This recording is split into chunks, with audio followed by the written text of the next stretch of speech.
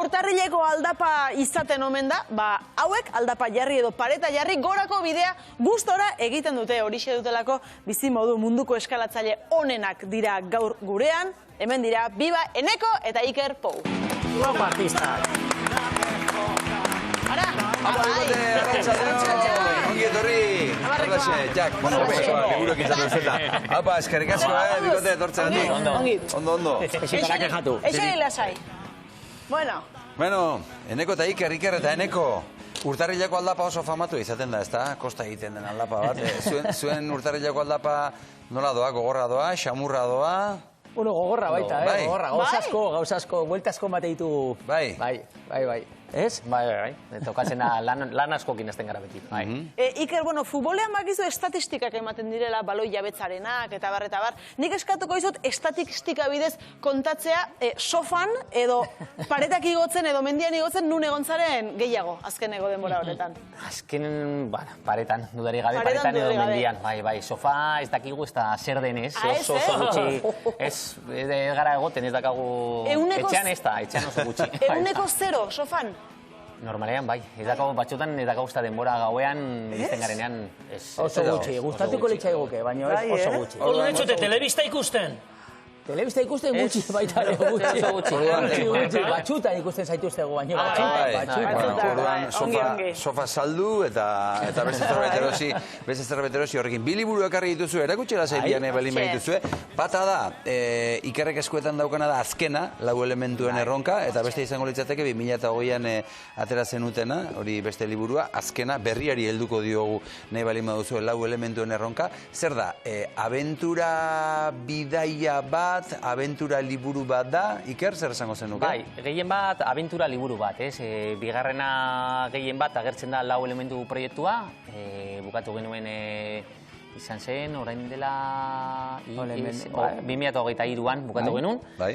Eta hortaz dijoa ia liburu gehiena, baina hortan bertan ibili ginen beste eskaladetan eta holan urte horietan agertzen dira baita. Lurra, ura, airea eta suarekin lotuta dauden lau ibilbidea agertzen dira, Eneko? Konturatu gara gure ibilbidearen bidez, azkenean jendea pizkate ulertu esan asko zerrezagoa dela proiektu luze eta itxi bat egitea. Batxutan egite dituzu sekulako eskaladak, baino, igual momentu horretan esan bezala futbola dago hortxe gainean eta pasatzen da guztiz jendera ez dala enteratzen, ez da horrelako proiektu luze bat egiten desunean, bai, futbolekin asko gertatzen zaigu, asko. Bai, esan? Bai, eta bueno, eta erabaki genuen zazpi pareta, zazpi kontinente bezalako proiektu bat burutzea. Eta kasu honetan lau elementuen erronka okurritu zitzaigun.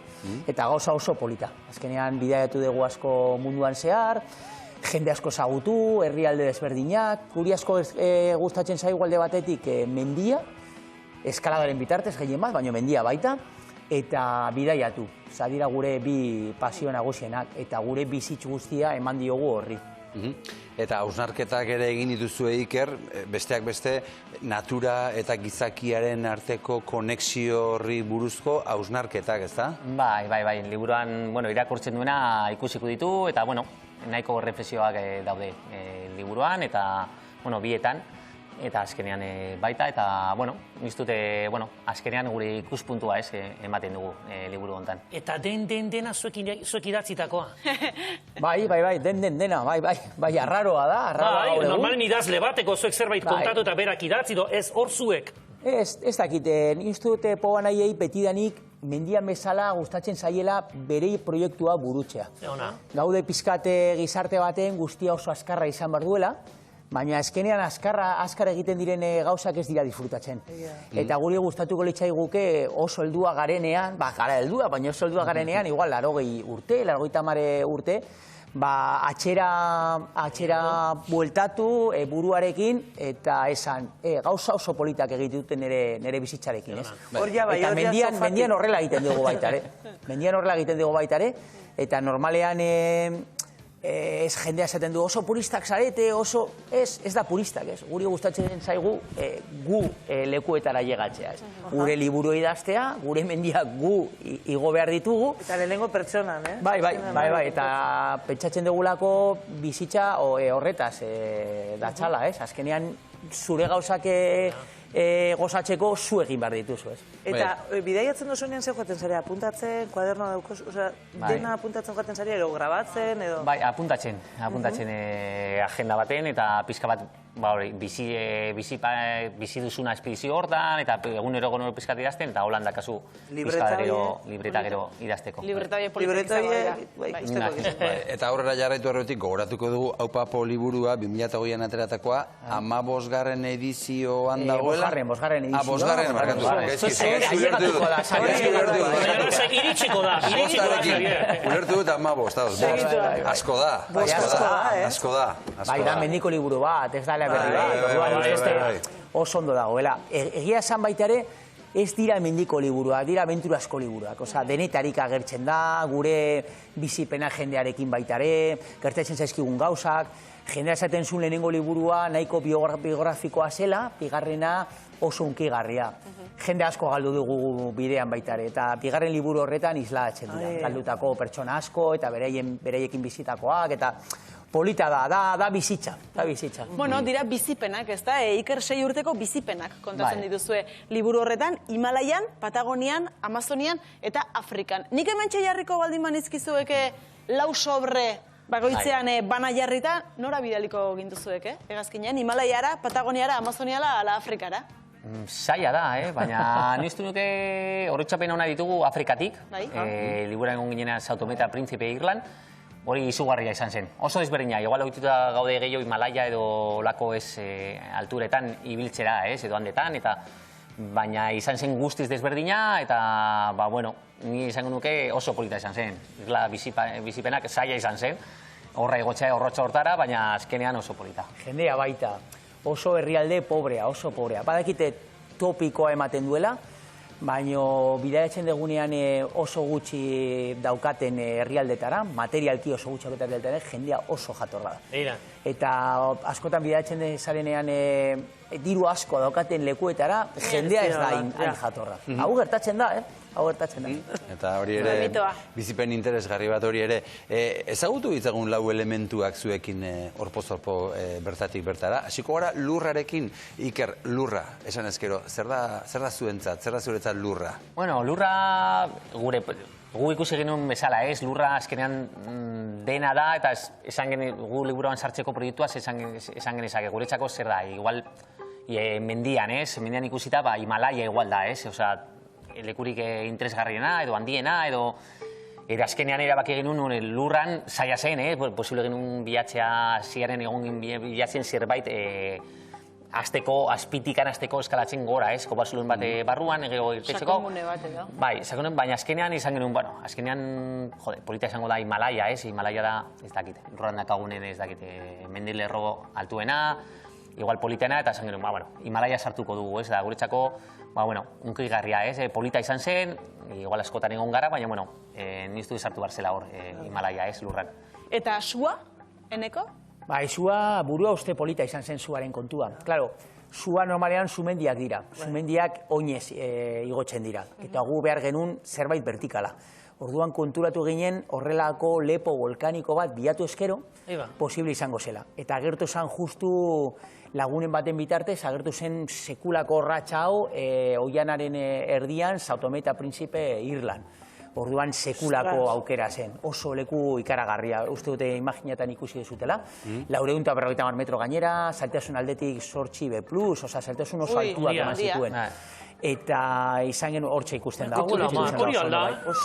Eta izan genuen latxena esen eskalada bera izan zen zonalde honetan dagoela kobraz beteta.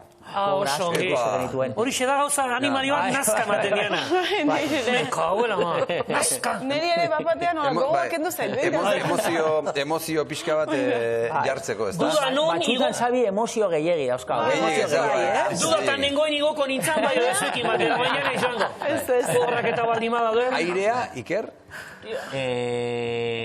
Airea, bai, hartu genuen nola Patagonia, erabakia azkarra izan zen, da Patagonia ezaguna da horregatik, haizeagatik, oso zaila da neskalatzea, posible duzu bilabete jun eta izatea igual 24 ordu guraldi ona bilabetetan.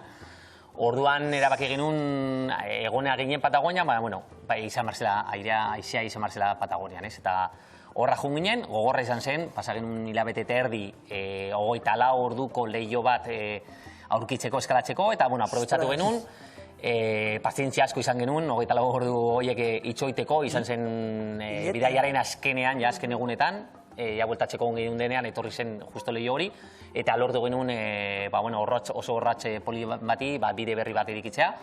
Ondo atera zen, baina, bueno, larri ginen proiektu hori ateratzeko. Sofa gehiago egin genuen. Konturatzen ari naiz, fizikoki ongi hon bar dela, baina mentalki ere, bai, burua.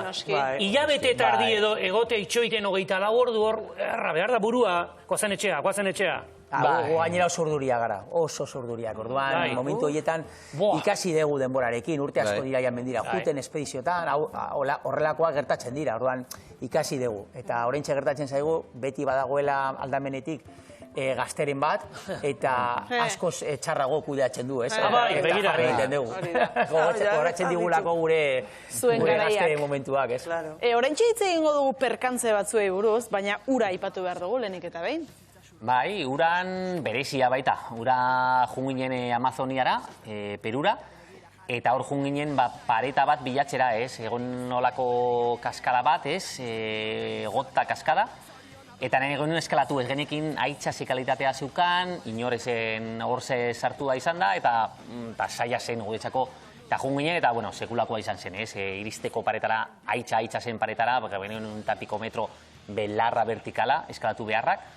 Oso zaiak, hori horreketak izan genituen, azkenean lortu genuen, baina asko kostata, sekulako abentura izan zen gotan eskalatzea, haitza zen uste genuen ainona, erortzen zen, gero baita zeduen animaliak, baita zuge asko...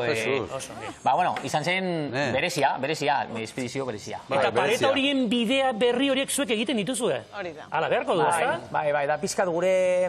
seinalea baitare, ez? Osea, gure pertsonalidadea. Azkenean 2007an, 7 parete 7 kontinente proiektua bukatu genuenetik, ireki genuen segulako bidea Antartidan, Cabo de Hornos, Mar de Drake igaratuta, ez? Gogoratuko dezute ETB-ekin egin genuelako abentura guztia.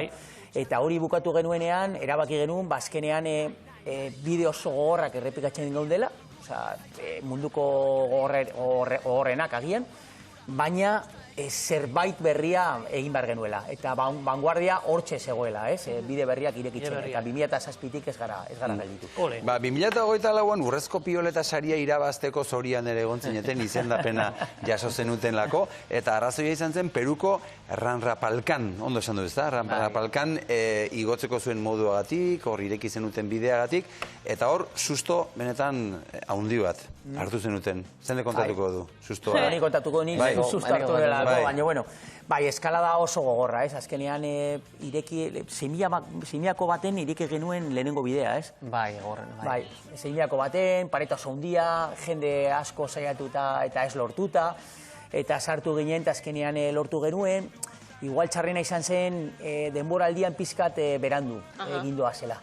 Orduan, aldaketa klimatikoarekin, gero eta elur gutxigo, hori esan nahi du, behian dagoen arroka mugitzen dela, eta erorketa gehiago euskazula, ez. Eta orduan, bagenera eman bi egun jarraian eskalatzen, ia login barik, eta geisterakoan horrelako desprendimendu bat izan genuen, eta niri sekulako arroka handia jauzi zitzaidan. Suertea izan nuen, josi alako buruan, baina justu... Sekulako arroka handia, horrela egin duzu. Justu alde baten, eta gelditu nintzen segundu batzut konorteri gabe, nahiko gaizki, hortxe ez dago reskate talderik. Zintzilik, Zintzilik. Oso, geuden, hau zan, 6.000 mendia eta 6.000 metotan geuden. Orduan, atera behar nintzen hauen laguntzakin, bai edo bai, ez? Eta azkenean lortu genuen pizkate... Sustoa zuk, eta ikerrek ere susto edera eramango zuen oski. Bai, zire ni ikusi nun, bera zegoen rapelatzen. Hortxe irudiak ikusten ditugu, bai. Eta nik ikusten nuen, bera zegoen rapelatzen, ninengoen goian itxoiten bileran, eta ikusi nuen harria etortzen, baina, bueno, hainbeste geunden justu ekaitzarekin, elurretan, eta zeraman hiru kaputxa sartutak, plumasa, beste txanoa, forroa, eta gero gorreteza gainean, ez? Eta ni ikusi nuen harria, oiokatu nuen mugitzeko kontuz harriarekin, baina bera ez zuen entzuten, aizearekin eta eguralditzarrekin ez zuen entzuten, eta, justo reflion eman zion eta geratu zen horretzako susto, zeren, bueno, behan zegoen gure beste kidea, Mitxerkito, hangoa, eta, bueno, bera gelditu zituen sokak dena, eta, bueno, bien artean lortu guen eskerrak. Ginen, pizkanaga. Iker eta Eneko erakutsi eskuak. Zeurantxe aritu gara beraien eskuak ikusten. Gure kamarekea beraien eskuak. Begira nolako eskuak dauzkaten. Horrela behar bada, bueno, baina... Goxo-goxoak ez dira. Goxo-goxoak ez dira. Nik, badakizu zer egingo nituzken, Ariz Gamboaren albi etxaldera bidali, ea ardiak jeizten errapeak... Piskan lehuntzen diren esku horiek, ezta? Langile eskuak. Noski baiet.